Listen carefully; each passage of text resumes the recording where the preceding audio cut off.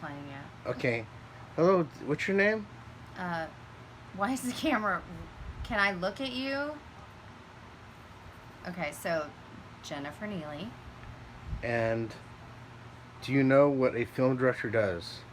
I think so. Yeah, What is that? it's like the ringleader, I guess, of like a circus who's trying to bring all of the different components of an audio and visual art form to life. Okay. What does a producer do? Well, they can provide direction, but I think primarily their role in Hollywood has historically been really to provide the funding and to help with that funding attract talent, etc. They might provide direction in some areas between studios and other funding partners and the entities that have to come together to put the film together, but I think it's a varied role. It can be a lot of different things. Now I want you to watch this and tell me how it differentiates from classic film form. What's classic film form as you know it? As of 1960, 1940s, 50s Hollywood. Classic film form? Yeah, what would that include? I mean, is that The language of close-ups and cutaways. Well, I think you're kind of telling me, right? Like how the film is put together then. Correct. So. Okay. All right, well, I'm going to show you this clip. Okay. I hope you enjoy it, okay? Okay. It's all for you, Jennifer. Yeah. It's all for you. Doesn't feel like it. All right. All right. Okay, so here we go.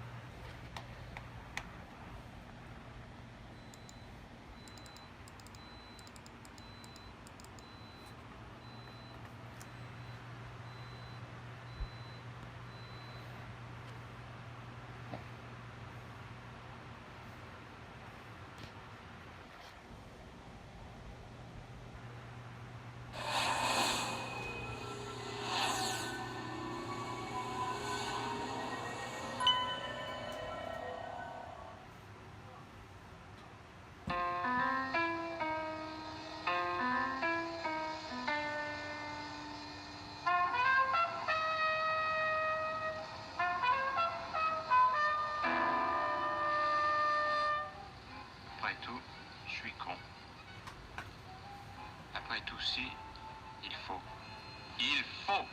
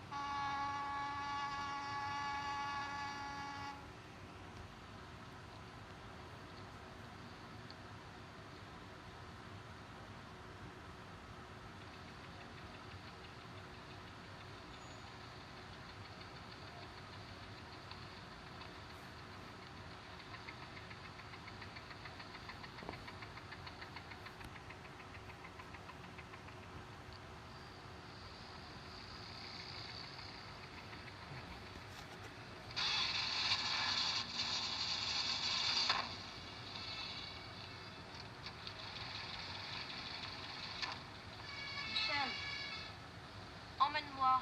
Il est quelle heure? 11h moins 10. Non, ciao. Maintenant, je fonce, Alphonse.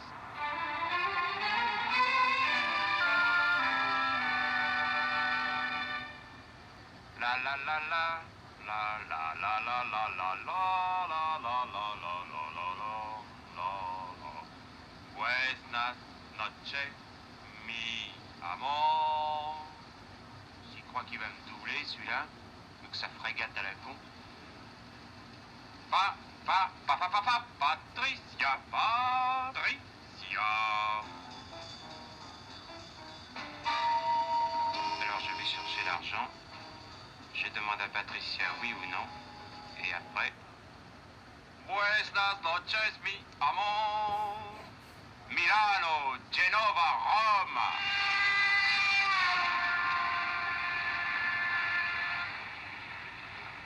C'est joli la campagne.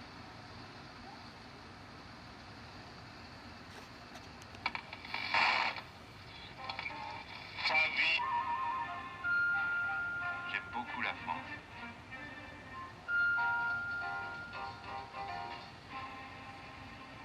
Si vous n'aimez pas la mer, si vous n'aimez pas la montagne, si vous n'aimez pas la ville, allez vous faire foutre. Oh oh! Des petites filles qui font de l'autostop. D'accord, je stoppe et je facture un baiser du kilomètre. La petite n'a pas l'air mal. Elle a de jolies cuisses. Oui, mais l'autre... Oh, après tout, merde, elles sont trop moches. Il n'y a pas d'amour. Hé hé hé.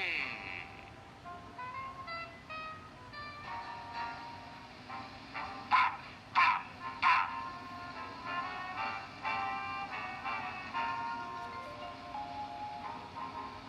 Paf. C'est beau le soleil.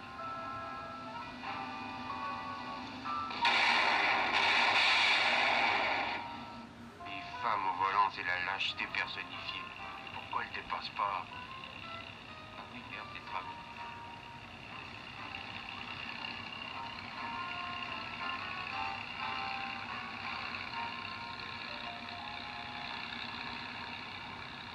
Il ne faut jamais freiner. C'est comme disait le vieux père Bugatti, les voitures sont faites pour rouler, pas pour s'arrêter. Merde, t'applicaille.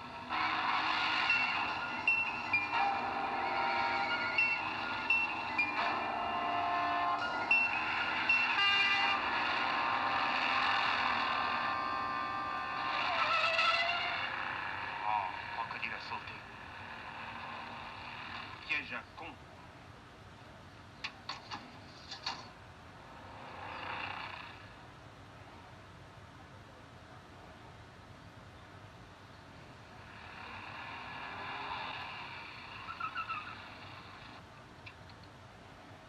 Ne bouge pas ou je te brûle.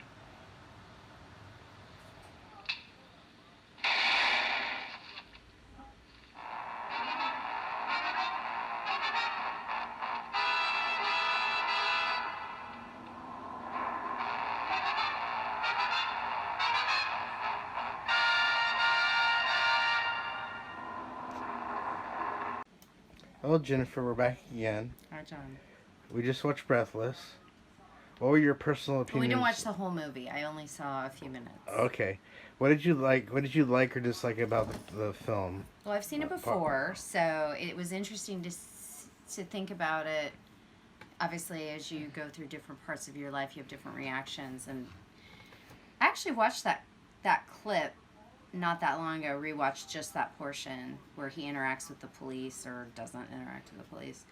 And it's remarkable how much it hits you. I mean, one, I noticed a lot more of the Italian references that I hadn't noticed before, like Old Man Bucati, how he says ciao to the woman he's saying goodbye to, I forget her name.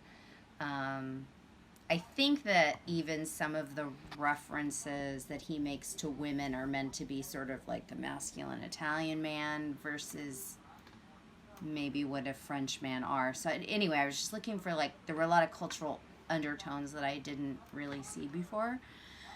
The other That would concern the script, right? And the acting. Well, maybe a little bit of, yeah, definitely the acting. I mean, and just casting Performance. Jean-Paul And Belmondo. casting. Producing does that, right? Well, I mean, a director should hopefully have control of their cast, but we know in modern times, at least, that that's not necessarily the case because of the funds it takes to make a film come from who can fund the film, right? So if you've got a production house or studio that's backing the film and you can only get money if Brad Pitt stars in it, then Brad Pitt's going to star in it, right? Well, there's something. But Jean-Paul Belmondo, though, having been a boxer and known for that, before that, plays into the masculine stereotype and maybe even the brutality a little bit of what maybe a Italian man versus a French man playing that role. What did you think about the editing of the film? Do you think it was revolutionary? Well, I'm not done with my answer. Do you want me to keep answering? Okay, Okay, so the other piece that I noticed was just really, a new appreciation, I guess, for what cinema verite is and the This isn't films very. are. The cinema isn't. The film isn't cinema verite. It feels very realistic, though. It definitely feels Yeah, like a it's- precursor to Well, the reality. Guitars films were very realistic. You tried It's just breaking the fourth wall. Yeah. Breaking the fourth wall was huge in this film, Yeah, it gets and stuff. I noticed it. I appreciated it in a different way because I actually think that the juxtaposition of that next to the scene with, I think her name's Vanessa, the woman he's working to steal the car with. The juxtaposition of the scene where he's working with the woman, I think Vanessa, to steal the car, and then the shots of him in the car where his demeanor changes a bit because he's breaking the fourth wall. It's really interesting to see that progression because at the beginning, watching the opening sequence again after a while away from seeing the film was interesting in the sense that the acting felt much more obvious than I that I remember, first of all, and then as a juxtaposition to kind of how acting is done today, especially like acting, capital A acting, because the way the shots were very confined and you had no panning shots, you had no long shots, you just had these quick cuts back and forth, which was, I think, pretty revolutionary at the time. You know, you're trying to get this idea that a relationship is happening between these two people who seem to be shifting their attention, but the way the shots are constructed and put together and cut, it wasn't as clear to me because I think I'm used to now seeing more documentary reality television because I'm such a fan of documentary too. Long panning shots that explain the relationship between the two people could have been done in a long shot or a panning shot where you could have seen the relationships a little more clearly. You could see that he was maybe more dressed up than a man his age would be, and maybe the clothes were a little bit too big even, or, I mean, you know, the style of the time maybe, but... Mason scene. Yeah, the shot construction, just, I mean, their faces are so central to those shots and the way that it's done. It feels confusing because, like, you're trying to follow their eyes and you're going, what are they looking at? But he's purposely not letting you see. So, in a sense, the mise-en-scene and the brilliance of that whole construction is that you don't see. What you don't see in the shot is maybe more important than what you are seeing, because you are seeing also some, by the standards of now, massive overacting, right? Like, it feels very like, hello, we're looking with a capital L. So that's... Well, Jennifer, you're very well... So all I was trying to say was that the shots in the beginning, those very confined shots of their faces, and then you have the wide shot... Do you think this relates to Godard as a filmmaker?